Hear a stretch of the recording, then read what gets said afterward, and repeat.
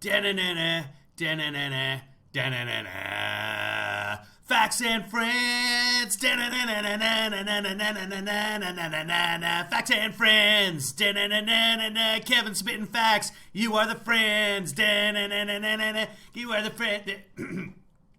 I don't have an opening set up yet. Welcome to Facts and Friends, everyone. I am your host, your KevinlyFather, Kevin Williams. This week we're going to watch a little Fox and Friends, and we're going to talk a little facts. We're going to talk facts to Fox and Friends. This is what we're going to do. Good morning, everyone. It's good to see everyone here. Nobody's awake yet, except Marcy. Marcy, it's like 2 a.m. What do you do? Go back to bed. Everyone watching this right now, if you have the ability, if you get the chance, go back to bed. I just got out of bed, as you can see by my dew. What is going on in your crazy world today? Let's discuss. I'm very jerky today. I mean, even more so than usual when I poke people in the eye while they're sneezing. People hate that, but it's so funny. No one has ever laughed. It's weird. I turned on the heat this morning here in sunny Southern California because it's actually cold today. I turned on the heat, but in this studio with the lights and the audience and the judges, it heats up very quickly. So I turned it on a couple of minutes ago, and I'm almost inclined to get up now, leave you guys alone. But I can't leave you guys alone for a minute. I mean, I'm going to come back. There's going to be marking all over the green screen that nobody can see because I gave you guys green crayons. Congratulations, David, on being first. Let's take a look at what the Fox and Friends are saying this morning. Climate change is on the agenda today. Yes. It is Climate Change Day. Happy Climate Change Week, everyone. It's just going to be for a day, though. President Biden is set to unveil more policies. We're going to hear a lot about an expected ban on new leases for oil and gas drilling. What would you say to those 11,000 construction workers whose jobs have been destroyed by the stroke of a pen? Well, most of those 11,000, they don't exist, see? Because construction the pipeline has 35 permanent jobs, and now they're gone. But there are construction jobs. However, people who do construction can also do other construction or other things, for goodness sake.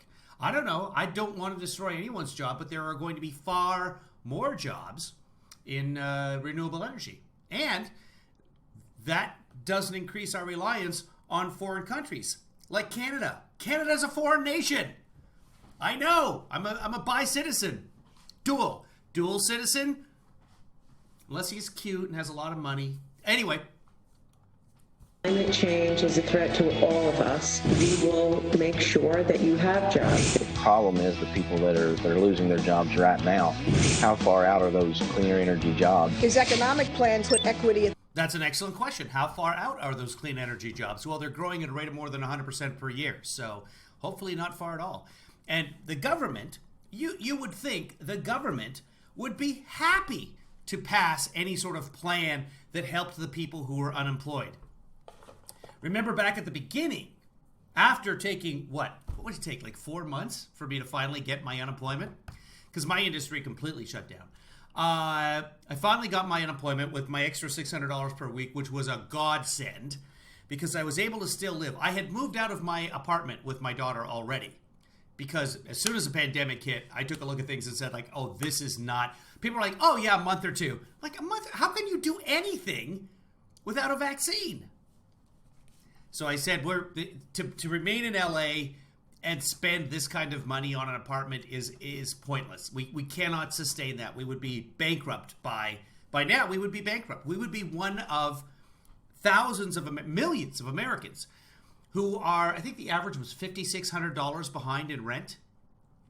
I heard that stat yesterday. I'm not sure where the stat comes from. It could have been in my dream. I have no idea. But the bottom line is I think it's 20 million Americans, 20 million Americans, but I wonder if that's 20 million households. I don't know. Anyway, someone could look it up. Let's get back to Fox and Friends.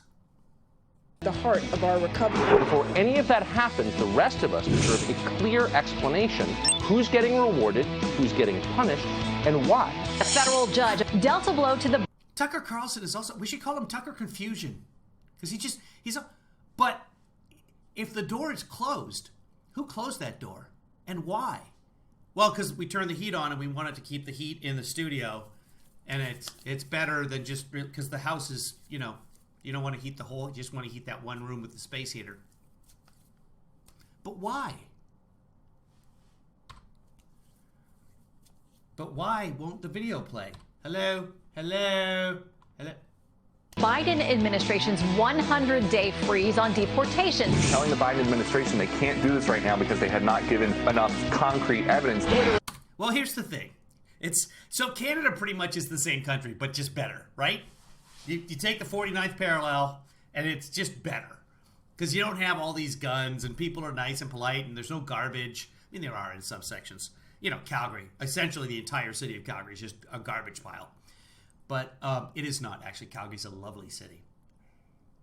But I'm from Edmonton, so I'm legally obligated to trash them. The thing is, you've got the same people saying, you can't take away the Keystone XL pipeline. They're the ones that are screaming, we're energy independent. We're not, by the way, but we're energy independent. And we can't, it's foreign oil, we can't. Okay, but Canada also is not America. Unveiling a community-driven approach, they say, to fight misleading information. What would Birdwatch do with Russia collusion? For years that story ran. That's one of the biggest disinformation. Oh, that's that. They just cut her off in the middle of that. I don't know what kind of editing that was, but there you go. Okay, hold on. We're going to skip ahead past this song because I don't want to get a copyright strike for that. Alexa, wake up that family. Shut up. Her memory loss. It's good to play back what I actually did and how I lived. It's good to know there's somebody else in the house sometimes who are listening in. So I'm not sure what's going on with the Fox lineup because last week Brian Kilmeade was hosting the 4 p.m. hour. I'll use Eastern time. He was hosting the 7 p.m. hour. It was Brian, and then it was Tucker Confusion, Hannity, TV Karen, and that was their evening lineup. And Brian was also on in the morning. So it was essentially Fox and Friends was the entire day. They used to have Shep Smith at noon or 3 p.m. Eastern doing actual news. Now he's moved over to CNBC, thank God. Examining what I want. Well, and it's just amazing. Oh, and Maria Bartichomomina, I think, is hosting the 7 p.m. hour. I don't even know because I didn't bother to check yesterday. That like when you talk about something, right, it appears in your iPad the next day. Don't name your daughter Alexa now because then I feel so bad for people. I think you can change the name on the device. I don't know if you can. Can anyone? Alexa, change your name to Samovar. Let me know out there if anybody's Alexa responded. That situation. Because now Brian's daughter Siri feels like Anyway, thank you very much for joining us. It's a good joke. But also, you're not supposed to say those names. Like, if someone would just say, like, Alexa, turn off all the lights. Or Alexa, play It's Raining Men. You know what? Because somebody might have that. Or you're not supposed to do... Siri, lock my phone permanently. You don't say that over a television broadcast, because somebody's Siri might actually... It's already Wednesday, a busy week. And listen to this. This is big news overnight. A federal judge has temporarily blocked the Biden administration's 100-day pause on deportations. The ruling delivering a blow to one of the administration's first actions. Oh, I didn't even know about that. Hold on a second here. Let's go back here and see what this is all about. Wednesday, a busy week. And listen to this.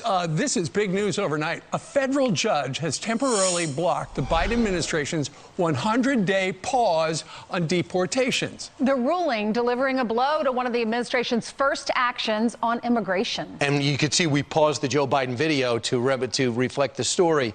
Griff Jenkins joins us live from Washington as the Justice Department rolls back the Trump administration's zero-tolerance immigration rule. Griff, did you prepare a report? I did indeed. Good morning, Brian, Ainsley, and Steve. And Ainsley, you... What?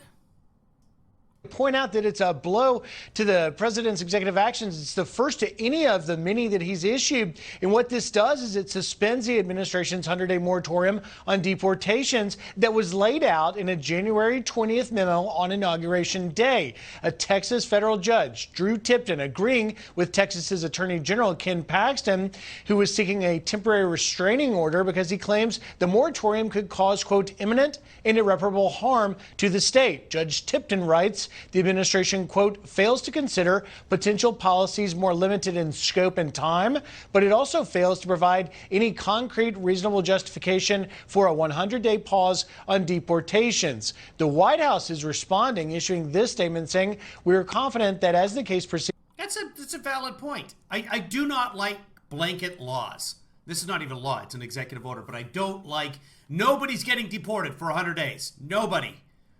You can stop, for example, child separation policy, which is what the Biden executive orders has already done. But to just say nobody gets deported. Well, what if somebody really bad actually needs to get deported right now? All right, now we got to wait another 100 days. That's hard to say. This will probably get overruled somewhere along the lines because the president isn't. It's the president's purview to do that. It will be clear that this measure was wholly appropriate in ordering a temporary. Amanda wants to know if anybody watched the sunset this morning. I thought it was sunrise. That's what she said. Anybody want to watch the sun? Did anybody watch the sunset yesterday? So let's just talk. Let's just talk about the sun. Happens every morning, by the way. Pause to allow the I don't know if Amanda's ever been awake early enough to watch the sunrise before. Agency to carefully review its policies, procedures, and enforcement priorities while allowing for a greater focus on threats to public safety and national security. Now, this injunction is effective for 14 days as the administration determines their next course of action. Meanwhile, the Department of Justice. Oh, it's just a 14-day injunction. So 2 weeks. You got to take a look at what you've done and think about it. Go to your room. Not commenting on this deportation pause ruling, but they have rescinded the Trump administration's executive action that established the zero-tolerance policy towards all migrants illegally crossing the border. It applied equally across all cases, whether it be individuals or families. Well, now, the acting Attorney General Monty Wilkinson says the new policy instructs prosecutors to act on the merits of individual cases. We could hear more on this by Friday when the administration's daily theme of action will be immigration. Brian, Ainsley, Steve? It will indeed. All right, Griff, thank you very much. The lawsuit. By the way, if you just noticed, the crawl right over here just changed. We on Inauguration Day, so 1 week ago today, this number in red that keeps circulating, 435,823, that's the number of American dead from the coronavirus. On Inauguration Day, 1 week ago today, it was 412. Today it's 435. Just FYI. In a week. It was brought by the Attorney General of Texas, Ken Paxton. He celebrated this as a victory on Twitter and declared Texas the first state in the union, he said, to bring a lawsuit against the Biden administration, and we won. And as Griff just for 14 days, woo! Said today's going to be Climate Day. We heard from the president that he's got those 4 crises he's working on. He's working on race. And when is Biden not talking about the climate? That was the question yesterday from Brian Kilmeade. Oh, Thursday and Friday. Okay. He's working on coronavirus. He's working on economy. And today, Ainsley, he's working on the climate. The big and probably also the coronavirus and the economy. Idea is to move away from oil and gas. Unfortunately, there are millions of people in the country who have jobs tied to oil and gas. That's the thing, because Republicans, they penned this letter just saying you have to think about the jobs. You sign your name on that executive order, and it affects thousands of jobs. They said in their letter to Joe Biden, they said... Okay, well, Ducey said millions. So. Studies show it's going to have a damaging effect up and down the energy supply chain. They said it's going to cut 1 million jobs, decrease the GDP by $700 billion, and require us to import 2 million barrels per day, which will weaken the U.S. energy and national security and increase our trade deficit. And then we'll also be dependent on energy from other countries. Yeah, so we're going to lose 2 million. Which we are right now. We still import oil from other countries. We are not energy independent. We are the world's largest producer of oil and gas. But that doesn't mean we're still not bringing oil in. We do. And it's a strange commodity. Oil that could be used here is shipped somewhere else. Oil that is bought into the United States is put into the strategic reserve. It's just wacky. Barrels of oil exported on a daily basis. So, in other words, if you find your... According to the American petroleum industry, which isn't known for being the most impartial of sources, it's an oil and gas lobby. 9.8 million jobs are what the oil and gas industry supports. Those aren't just oil and gas industry jobs. Those are, for example, a restaurant locally in an oil town. That's counted, which is fair. Yourself energy independent and feel good about one part of our economy, you no longer feel good about that because of political correctness and a push to green energy we're clearly not ready to have. Can you imagine George Bush, I remember, ran as an education president who wanted to quickly do immigration reform. But after 9/11 happened, he had to change because we're in the middle of a war on terror.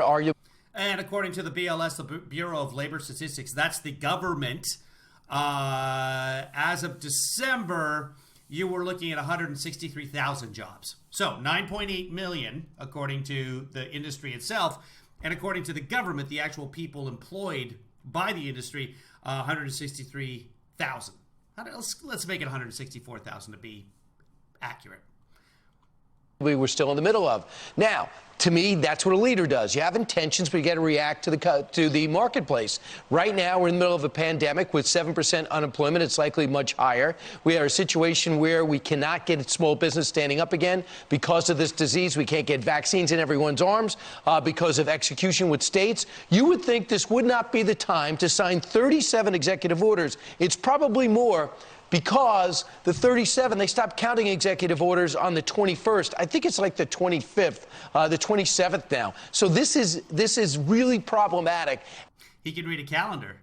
Honestly, if you ask me, I wouldn't know what date it was. And it shows a lack of leadership, more ideology than it is about leading a country. It's interesting. The president... all of what he said there just doesn't apply to what we would call sense. Yeah, you have an ideology and you get to make executive orders. That's how the system works. And because you're the president, you're leading the country. By definition, that's how he's the executive, Brian. It's okay. He won the election, and elections have consequences. And when you elect Joe Biden, there are positive consequences. And that's nice. There are also negative consequences. There always are. Pick to run the Department of Commerce is a woman by the name of Gina Raimondo. She is the governor of the great state of Rhode Island. She was also a venture capitalist. She's a Rhodes Scholar. She went to Yale Law School. She's got a very impressive... Wait, is she a Rhodes Scholar or a Rhode Island Scholar? Impressive resume. She knows exactly what this Keystone thing would do to jobs. She knows that. But at the same time, her boss wants her to do something about the climate crisis. And so yesterday, she was being grilled by Ted Cruz, and they had some back and forth, and you can understand where both sides are coming from. Listen to this. Yes. Last week, President Biden signed an executive order canceling the Keystone Pipeline, destroying 11,000 jobs, including 8,000 union jobs. If you were confirmed as Secretary of Commerce, what would you say to those 11,000 construction workers whose jobs have been destroyed by the stroke of a pen? I would say we're going to get you to work. I would say that climate change is a threat to all of us. And that we will make sure that you have jobs, that you have the skills you need to have a job. And by the way, as we meet the needs of climate change, there will be many more jobs created, good paying jobs, union jobs. And should I be the Commerce Secretary, I will fight every single day for every American to have a decent paying job and a chance to compete. All right. Also, because today is Climate Day, we thought we would tell you one of the things she said yesterday regarding that. She said, I know that the climate crisis poses an existential threat to our economy, and we must meet this challenge by creating millions of good union jobs. We just heard her say that a moment ago. By creating millions of good union jobs that power a more sustainable economy. The question is, where will these jobs come from?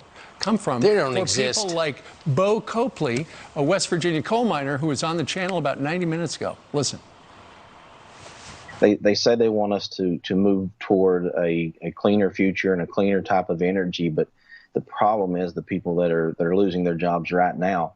How far out are those cleaner energy jobs, and is it the same skill set? Is it something that people are going to be able to go directly into, and how long will it be before they're able to?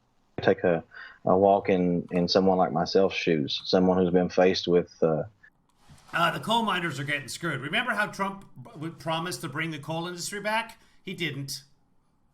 They lost jobs during the Trump administration. It's just simple economics. The demand for coal goes down as natural gas and renewable energy replace it because they're much, much cheaper. Has very little to do with them being clean. It's about how can the corporations make the most profit. Coal is not profitable because it is a serious hassle to get it out of the ground. Now they just blow up mountaintops. The other thing, of course, even within the production of coal, they keep eliminating jobs because it's easier and easier for machines to do the jobs that people were doing. Let's watch a little bit of Ted Cruz berating Gina Raimondo, the new Secretary of Commerce. Welcome. In recent years, let's turn him up a little bit here. The last thing you want to do is turn up Ted Cruz. As long as you're not turning on Ted Cruz, I think we're okay here. Years, the United States has successfully used economic pressure to prevent the People's Republic of China from exploiting American technology to carry out human rights abuses. This is an area the previous administration was particularly active in. Governor, should you be confirmed, can you please describe the role you envision for the Department of Commerce in these efforts, especially as that role relates to export and import controls? And Ruth Ann makes a good point there. Coal miners are getting screwed, but the writing has been on the wall about the coal industry for decades. Yeah, but what about the horse and buggiers? They're just going to die. We have to protect the horse and buggy industry. If we allow these automobiles to so-called drive on our streets, can you imagine? Yes, thank you. So, as I said earlier, China's actions have been anti-competitive, hurtful to American workers and businesses, coercive, and as you point out, they're culpable for atrocious human rights abuses. So, whether it's the entities list or tariffs or countervailing duties, I intend to use all those tools to the fullest extent possible to level the playing field for the American worker. I believe in free trade, but fair trade. Americans can compete if the rules are fair and the playing field is level. And I believe my job, should I be confirmed. That's okay, fine. You can say that, but it's nonsense. The playing field can't be level in a country where people are making 30 cents an hour or $5 a day or whatever it is. It just can't. When you're talking about good paying jobs, for example, the average job in the oil and gas industry is $38.03 an hour. That's not bad. That is nothing to shake your stick at. Is to increase the competitiveness for the American worker and companies, especially small businesses. President Biden has said that we're going to step back and have a whole of government approach as it relates to the threat of China. And the next time someone says whole of government to me, I'm going to punch him in the face because there's no such thing. It's just become a buzz phrase and I hate it and it's stupid. It doesn't mean anything. Yes, you're going to concentrate. I get that. Whole of government. Of course, I will play my role on that team. Well, as you noted, the Department of Commerce maintains the entity list, which is foreign parties that engage in activities contrary to U.S. national security. And in 2019, I led an effort to add to that list companies the Chinese Communist Party has used to carry out their surveillance campaigns of Uyghurs. Ted always has to brag about something that he's done. And other oppressive activities. And I introduced legislation mandating that some of those companies be listed, the Tiananmen Act. And in the fall of 2019 and in 2020, the Trump administration did so, adding batches of Chinese technology companies to the entities list. Can you commit, if confirmed, that those companies will remain on the BIS entities list? I I will commit to working with you on that, and I certainly agree with you that the entities list is a powerful tool in the Commerce Secretary's toolkit to shore up American national security. Well, let me ask about Huawei in particular. Can you commit that Huawei will remain on the list?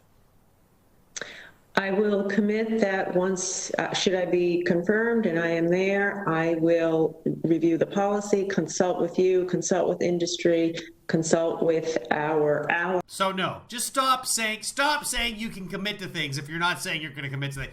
I will commit to giving it some thought. And make an assessment as to what's best for American national and economic security.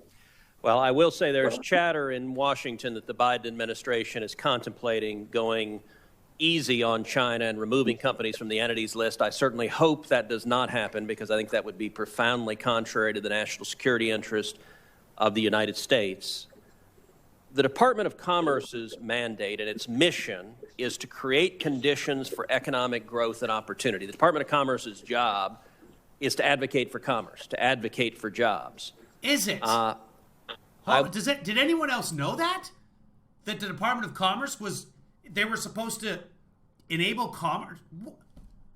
Wow, we learned so much from Ted Cruz.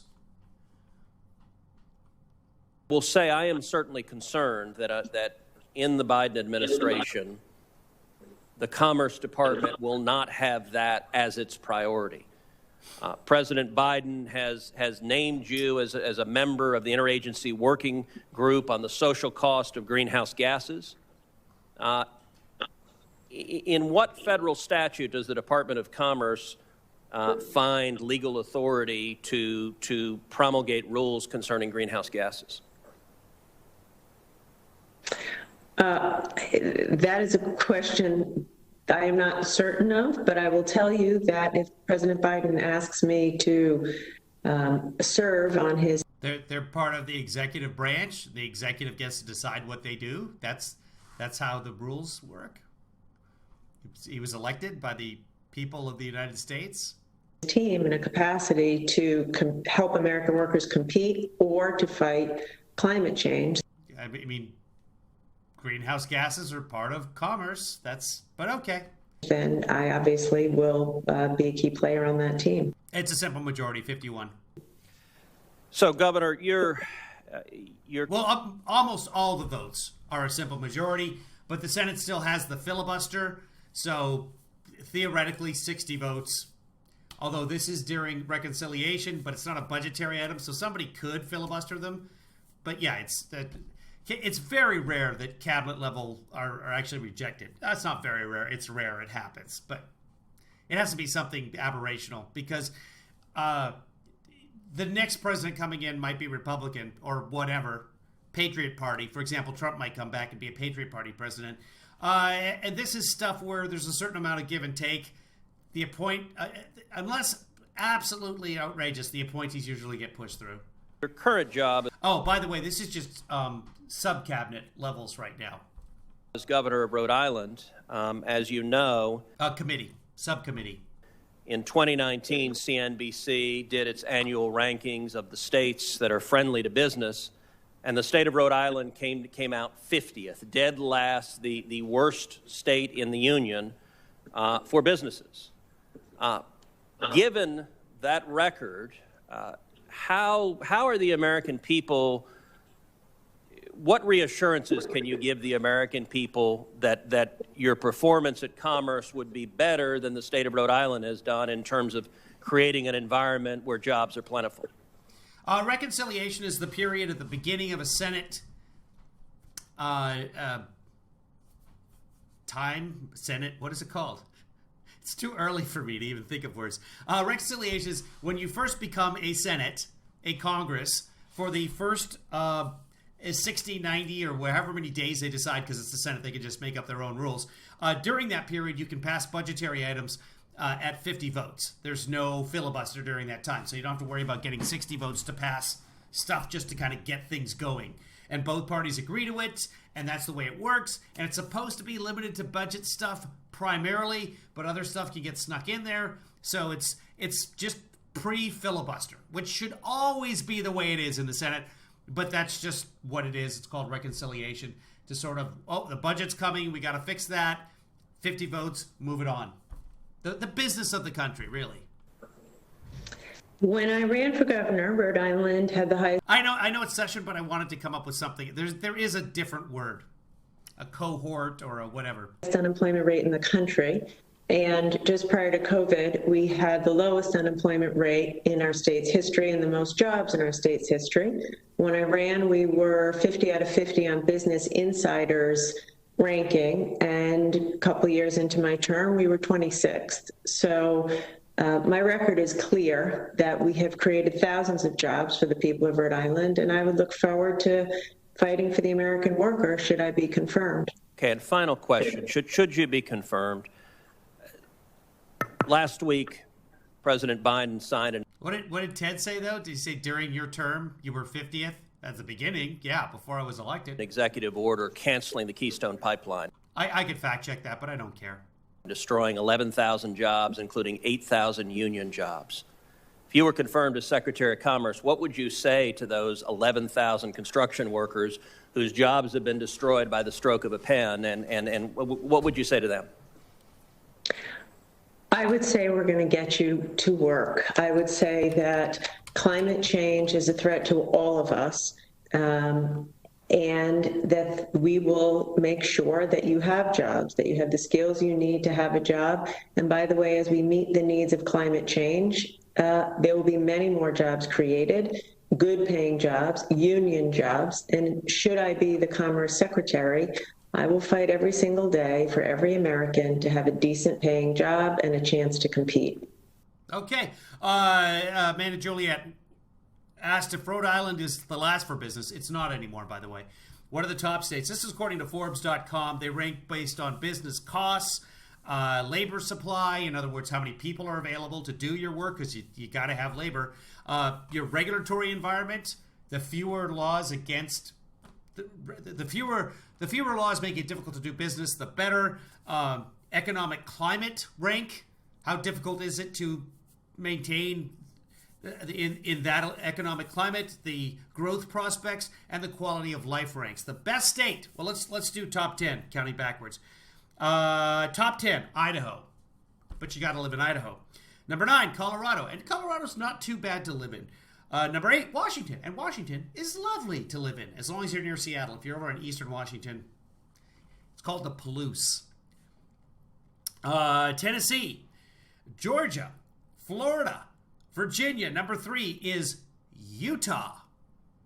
But you got to live in Utah. I've spent a little bit of time in Utah. Park City is outrageously expensive. And the rest of Utah, good luck getting any service. That's all I can say about Utah.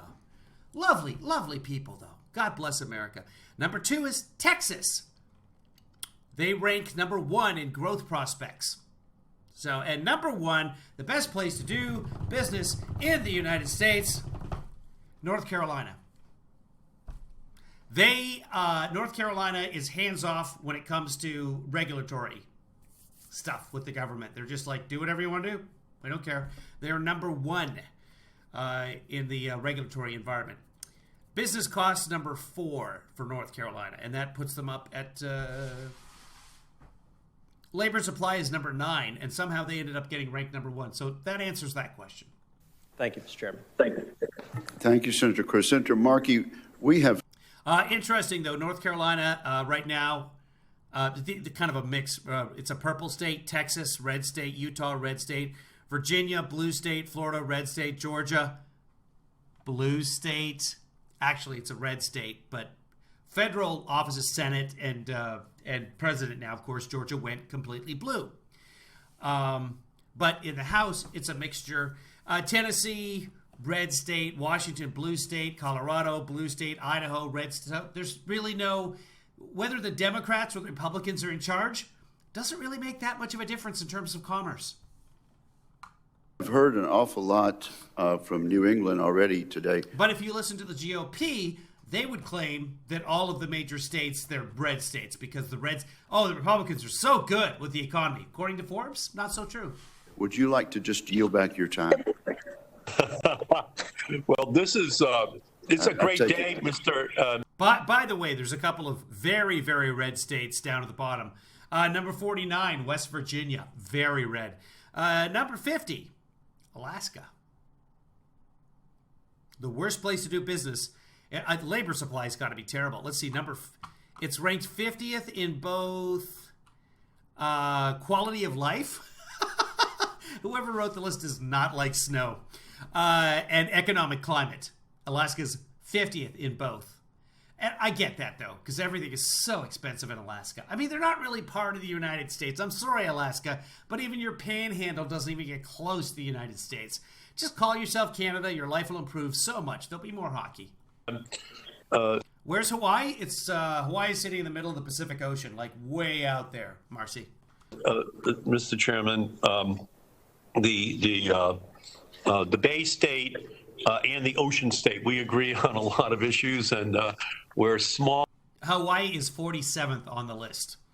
Hawaii does not rank well in, let's see, they are 50th overall in business costs. So if you live in Hawaii, you know how expensive everything is, especially rent and or electricity. Electricity is insane in Hawaii. So if you live there, you understand. All in numbers, but and you can't even get Amazon Prime. Everything takes forever to get, and it costs more because you got to ship it there. Hawaii is part of the United States only because I don't want to use a passport. I don't want to bring my passport when I go to Hawaii. So it's another world, but you don't have to bring your passport. Antarctica is 78th. We're mighty on policies, and Governor Raimondo is a perfect example of someone who is just an incredible leader on... Okay, now that's a Democrat, so that's enough of that. Let's go back to the Fox and Friends, see what they're up to. Those kind of... we were talking about the best places to do business. We were talking about Ted Cruz, and now we're back with the coal miner who lost his job, which is terrible. Good morning, Producer Joanna. Good to see you. Producer Joanna, you missed it, but at the beginning of the broadcast, you're on the West Coast. I said if you have the opportunity today, go back to bed. Enjoy yourself. Relax. Ramifications to those thousands of jobs that are, it may just be 1,000 here, it may just be 1,000 there, but for me, it's a family of 5. It's devastating to see this happen to American workers. So this is the guy that, remember he pushed the picture over to Hillary Clinton while she was sitting? Yep. Here's the picture. And he said, look at my family. Look at the eyes of my children. You're taking away clothing. You're taking away their food when you take away my job. Yeah. So that is feel terrible for the guy. You've been in an industry for X number of generations or whatever the case is, and your job is going away eventually. Eventually, it's going away. It's not going to disappear right away. And the 11,000 Keystone Pipeline jobs, those jobs don't actually exist yet. So no one's really losing those jobs. Those jobs are just not going to be created. About real jobs and real people, we thought we'd bring it up close and personal rather than here at 11,000, 5,000 border people. Can I throw in one more thing? So they're saying we will have jobs once we figure out how to do this environmentally friendly track. But if you're trained as a journalist, can you just go get a job working in a completely different... Well, if you're trained as a journalist, no. No, you cannot. And why did you do that to yourself? And she indicates Brian as she says journalist. Please. No, but if you're trained as a welder, there are other things to weld. If you're trained as a guy that hammers things together, or a carpenter, then yeah, there are lots of things to carpent. Or different field. I mean, people have to be retrained, or like the guy we had yesterday who said, "Look, in my town, down in Louisiana, if I don't work in oil and gas, I'm going to work at the Walmart." But the Walmart already has their staff. And what if you're 60? You're close to retirement. Yeah, and sometimes people have to move in order to go to places where there's jobs. There's still lots of oil jobs in the United States. And there were, before the pandemic, there were many, many open positions. There were 7 million open jobs. 11,000 workers just lost their jobs they didn't have, but there were 7 million open jobs. See actually how many open jobs there are right now. Retirement. Do you think someone else is going to hire you and retrain you? Yeah. Yeah, by the way, that's what Joe Biden said. Two things that really stood out of the campaign trail. He didn't campaign much. One was, why don't cops shoot people in the leg, which anytime you talk to law enforcement, they say you never shoot. You have to shoot for the greatest mass. Number two, as of December 1st, there were 6.5 million open jobs in the United States. 6.5 million. Okay, this is 6.5 million. This is 11,000. I'm not even using my hand, by the way. It would be on the floor in terms of how graphs look. Yeah, it's about training. And if the government supplies, remember, Donald Trump used to give Ivanka credit for creating 15 million jobs. All she was doing was saying, let's train these people. And it's great when companies decide, yeah, we're going to train the workers. There are 6.5 million available jobs out there. And you may not be trained to do all of them, etc. But opening up immigration helps those jobs get filled. It helps business. That helps the economy. The money gets circulated around. That's all positive. But yeah, even after the pandemic, there's still 6. Now, we have 10, 20, whatever million unemployed right now. You've got the number of unemployed. You got people that have stopped looking, etc. And no one's really sure exactly what that number is because there's the U6 and then there's the... And you got 6.5 million jobs, a lot of them in high tech. And now, how long does it take to get trained in high tech? Well, my son went through 12 weeks of intensive training to learn how to code, and he's really good at it. But honestly, coding is not that difficult. But after 12 weeks, he walked into a 6-figure job a week later. Demand is out there. That guy seemed reasonably bright. The guy who slid the picture over to Hillary Clinton, God bless him. Let's train you. Let's not make it 12 weeks. That's 3 months. Let's make it 6 months worth of training. We'll pay for it. Government's taking care of it. And the government's already doing this. Todd Subler says, I can't get a job is an unfinished sentence. That entire sentence is, I can't get a job that I want to do. You know, Todd, I agree with that for the most part. But I also think that most Americans should have a job that they want to do. But then again, there's a whole bunch of jobs that nobody wants to do. Maybe that guy particularly enjoyed being a coal miner. I don't know. That would be ideal if everyone had a job that they want to do. But there's a ton of jobs that nobody wants to do. But you do it. I don't want to be sitting in the morning, waking up, getting my coffee, and then watching TV and talking to a bunch of idiots. You think I enjoy... Oh, I should probably... I mean, I do want to do that. This is how I choose to live my life, watching the sun set in the morning. Good morning, Todd, by the way. Way to dump on America. Said, too, we got to get some of these coal miners to learn to code. Fantastic. Yeah, that's what I just said. He did, and he said it's fantastic. Judges, it's true.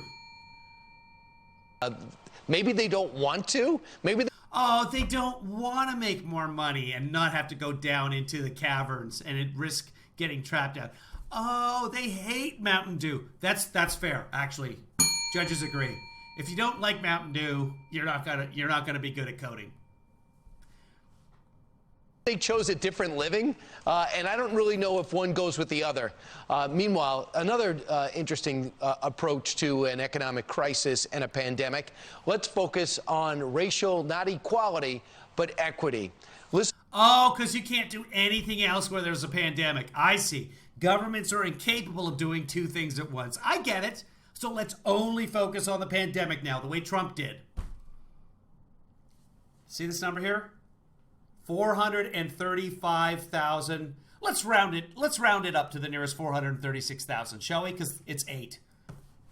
436,000 dead. But we can't talk about racism right now. What the hell, people? Listen to Joe Biden later, Susan Rice first. She's the domestic policy advisor. So it's Biden first, then Rice. Let's listen.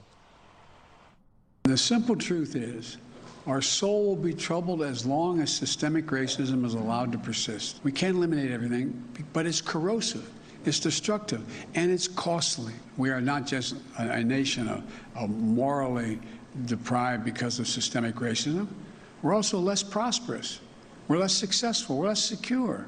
His economic plans make historic investments in underserved communities and put equity at the heart of our recovery. Investing in equity is good for economic growth, and it creates jobs for all Americans. That starts with a review of policies and institutions to redress systemic racism where it exists and to advance equity where we aren't doing enough.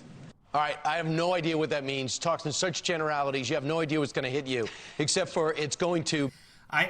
Does anybody else not understand what she's talking about?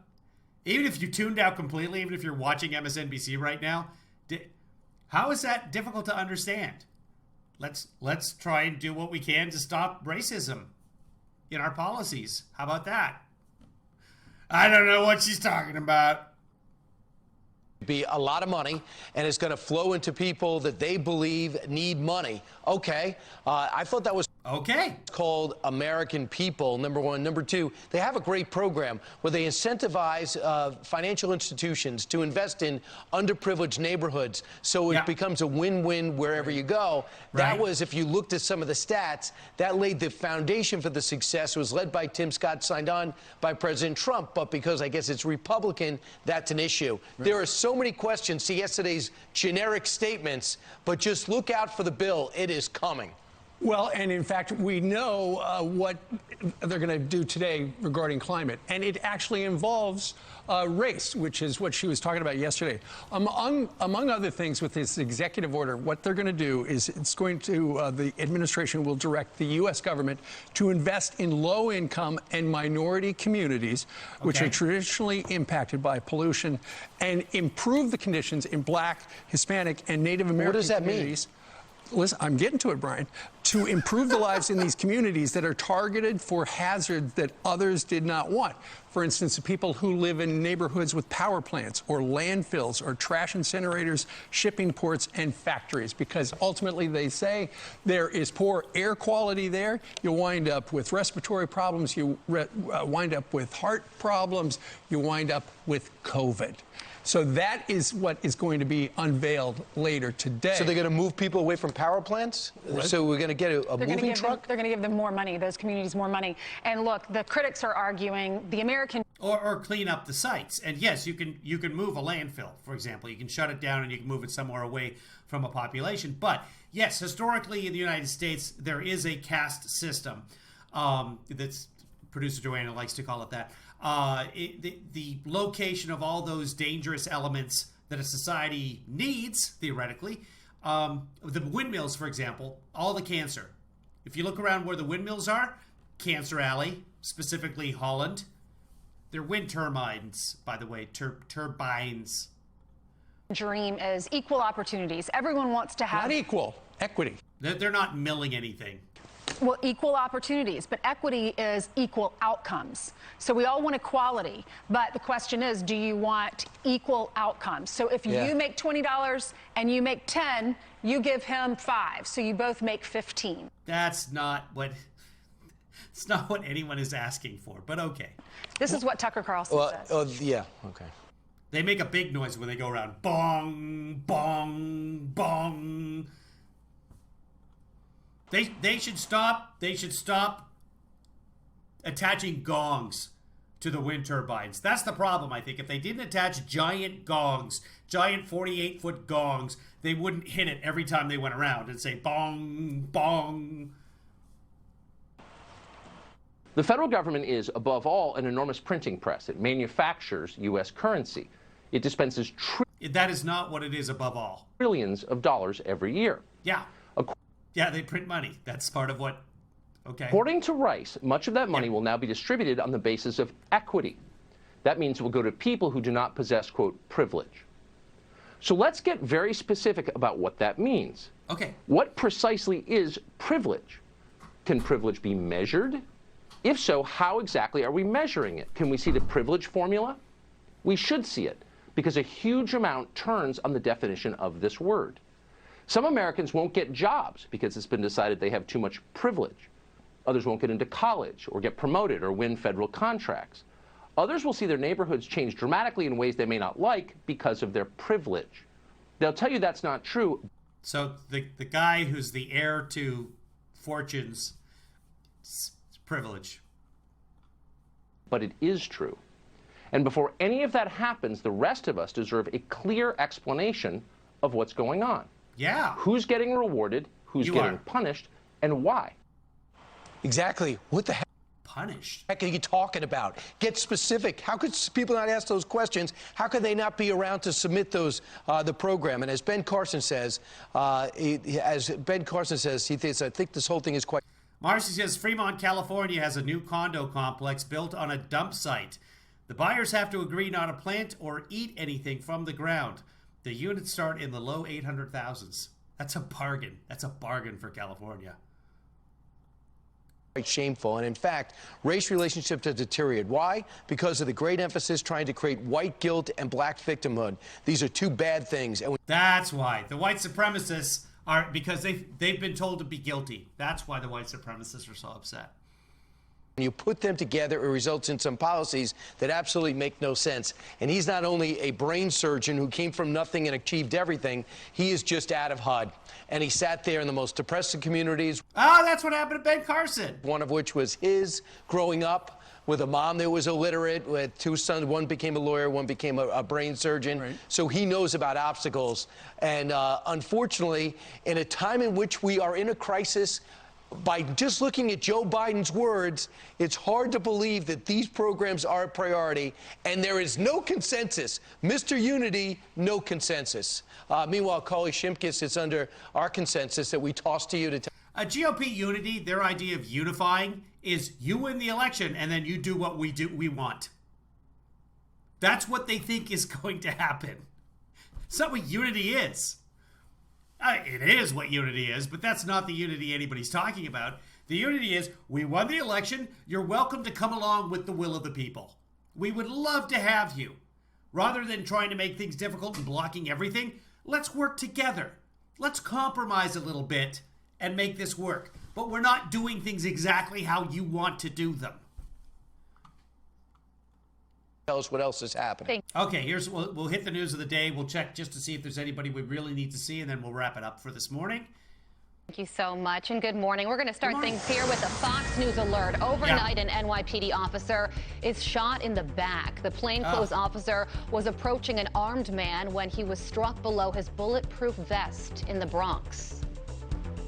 Tonight we saw extraordinary bravery. Extraordinary bravery. The officer, thank God, despite the pain he's in, he was in good spirits. Thank God, it looks like he's going to make a very strong recovery. The 31-year-old officer fired back, striking the suspect, who is now in custody. It comes after an hours-long manhunt ends overnight in Texas for the suspect accused of shooting a deputy.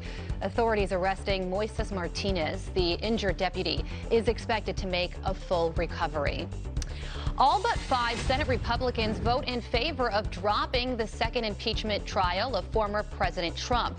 45 GOP senators, including Mitch McConnell, vote that the trial is unconstitutional.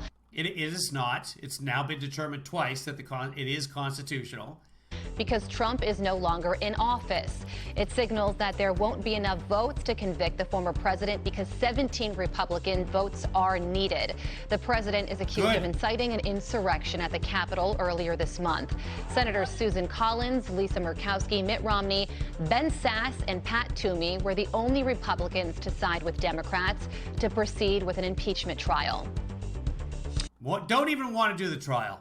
Don't even want to, even though it's been done before. Here's the thing. Let's say that Joe Biden is in office for a number of years, 4 years. Let's just say he decides after 4 years, I'm hanging it up. I want to retire. I want to enjoy myself. If after Joe leaves office, it's discovered that he was working with China and in the pocket of China the entire time, and that many U.S. policies were made, and Joe Biden says, you know what? I think I'd like to run again. I think I'd like to, when I'm 86, I might decide I want to run again. 84, I might decide I want to run again. How about that? Of course, impeachment was set up to take care of that issue. Let's say that we found out that Trump was in the pocket of Putin. If Putin comes out and says, yes, the whole time President Trump was doing exactly what I wanted him to do. What do you do about that? Nothing. Trump can run again, and the idiots can put Trump back into office. Doesn't matter what the American people says. Doesn't matter what the Electoral College says. So we've got this naturally gerrymandered election of the United States, and Trump goes back and no. The Founding Fathers wanted to avoid that. That's why impeachment exists, and it doesn't matter whether you're in office or not in office. And there are Republicans now said, well, we can just impeach Obama. Go for it. Because guess what? Obama is not going to run for president again. But hey, rock on, Kennedy. Somebody asked a question about, okay, somebody DM'd me. I'll look that up. Here we go. On to extreme weather here. At least one person is killed and 30 others hurt after an EF2 tornado tears through Alabama. The twister, with winds up to 135 miles per hour, flattening homes in Fultondale, scattering debris so high it showed up on radar. Take a look at this. This is dramatic video. Shows a family pulling their dog from the rubble after their home collapsed. Come on, buddy. Come on, Smokey. Come on. Come on, come on. What a good boy. Come here. What a good boy. He's okay. Meanwhile, He's the okay. Waffle House in Fultondale is helping feed those. So I started watching a movie called The Lobster the other day. It was on the Showtime. I couldn't finish. They hurt a dog. During the movie, a dog gets hurt. Turn it off right then. Not going to watch it. That's just not the way it's going to work. This is morning. Good morning, Joe. Let's see. Let's play this. This is from Ruth Ann.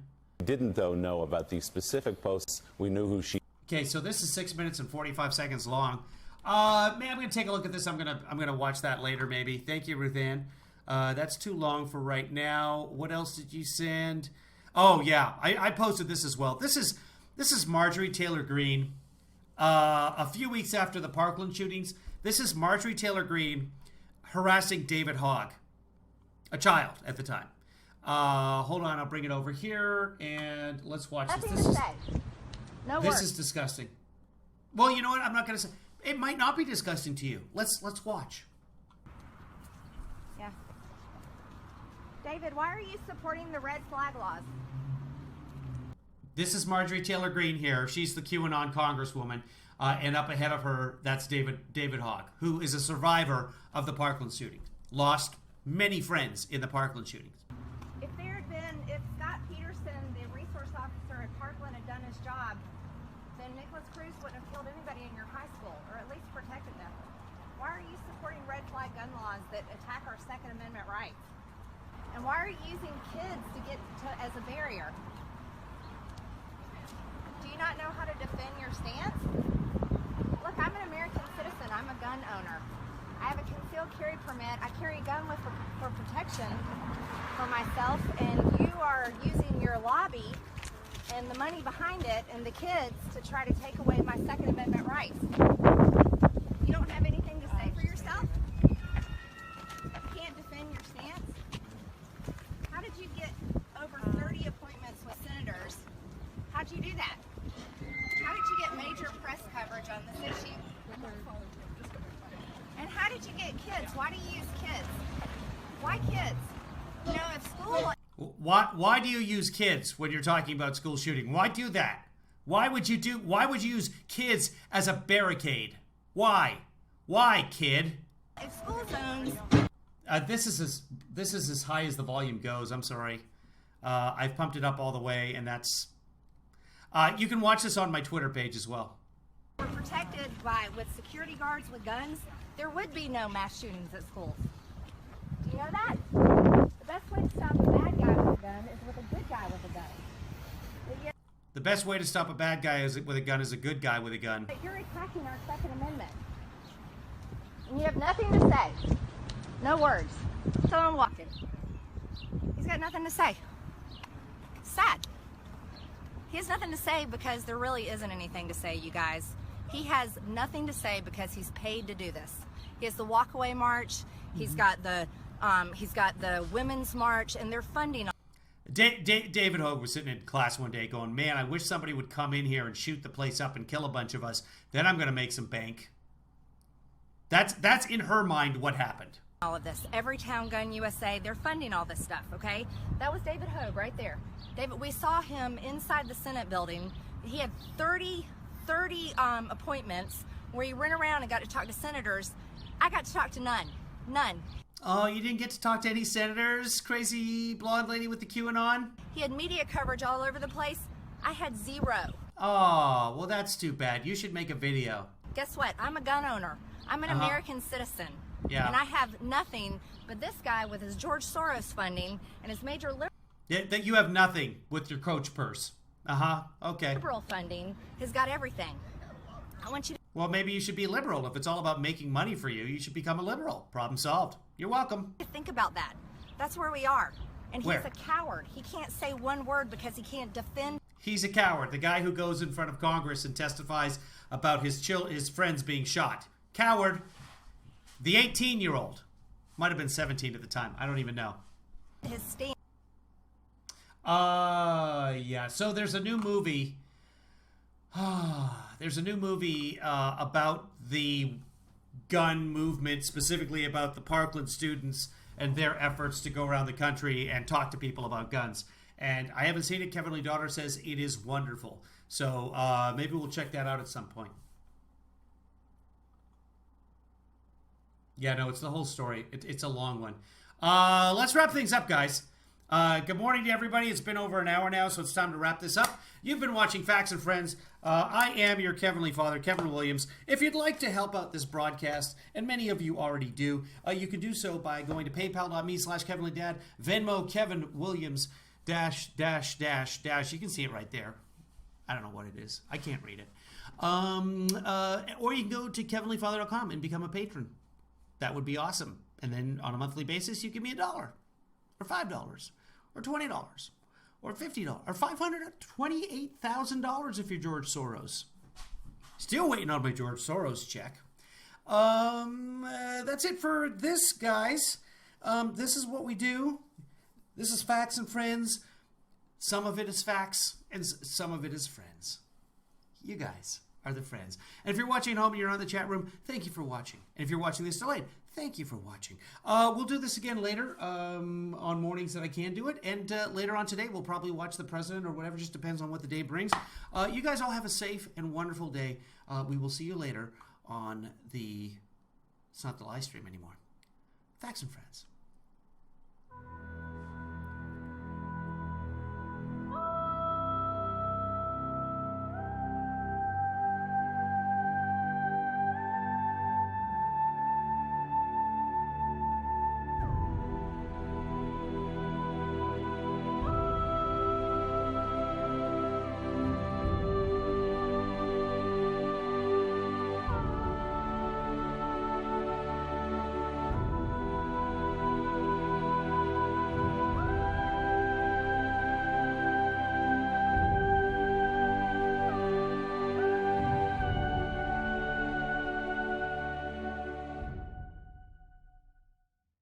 Kevin, thanks for that.